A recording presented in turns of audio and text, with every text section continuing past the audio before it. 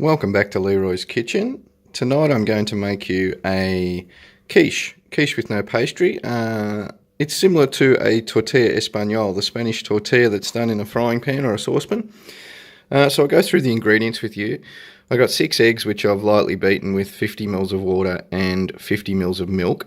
For my veggies, you can use whatever you like. I'm going to use mushrooms, red onion, red capsicum, some peas and corn, and 2 or 3 cloves of garlic as well. I've got some fresh parsley. My spice mixture is simple. I've got a teaspoon of black pepper, a teaspoon of salt, a teaspoon of paprika.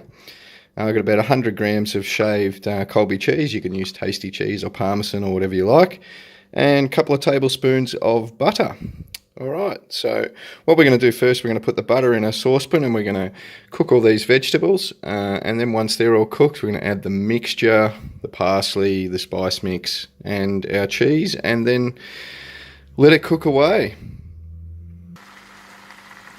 My vegetables are cooking away in the saucepan. They're about half done. I'm going to add my spice mixture. Now I've added half a teaspoon of chili flakes as well. I just want to put a little bit of heat into the dish so I can pop them in. Give that a stir, and when the vegetables are reasonably tender, we can go on to the next step. While my vegetables are cooking, I've just added the cheese to the egg mixture, and now the parsley. I'm just going to give that a stir.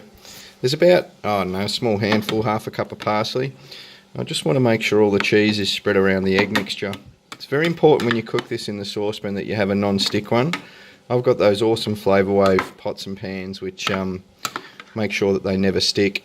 And another good idea as well is, while you're cooking your vegetables, just make sure some of the butter goes up the side of the saucepan. Make sure that there's a good coverage there so that your tortilla or your pastryless quiche doesn't stick to the saucepan.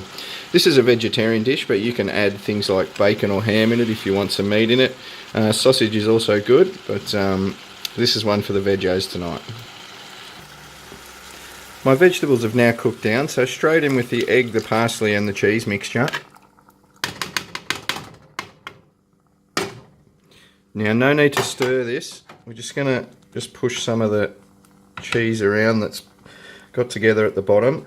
Now this needs to cook for about 3 minutes just for the edges and the bottom to settle, and then we're going to turn our temperature from high right down to number 2. And then it's going to take about 20 minutes for it to cook in the pan. Okay. So it appears my quiche is almost cooked all the way through. What I'm going to do now is I'm going to get it out onto a plate or frying pan, whichever's easier to tip it out on. I'm using a non-stick saucepan, so it'll tip out pretty easy. And I'm just going to cook the bottom. I want to brown the bottom. It's very brown, obviously, for cooking, in this case, 30 minutes. So I just want to sear the bottom, and then we can put it on a plate. My tortilla's done and looks beautiful. I've cut it into 4 pieces, and I've wrapped 2 of the pieces up and placed them in the freezer. So there's just enough here tonight for myself and my guest. So just a plate over here of nice salad, a quarter of the tortilla Espanol. We'll get nice and close while I pick this up.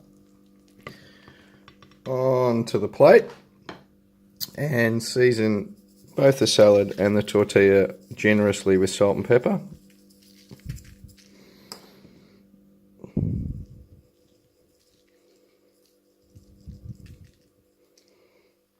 Beautiful. There we have it. A pastryless quiche, also known as a tortilla Espanol minus the potatoes, and some fresh salad. Enjoy.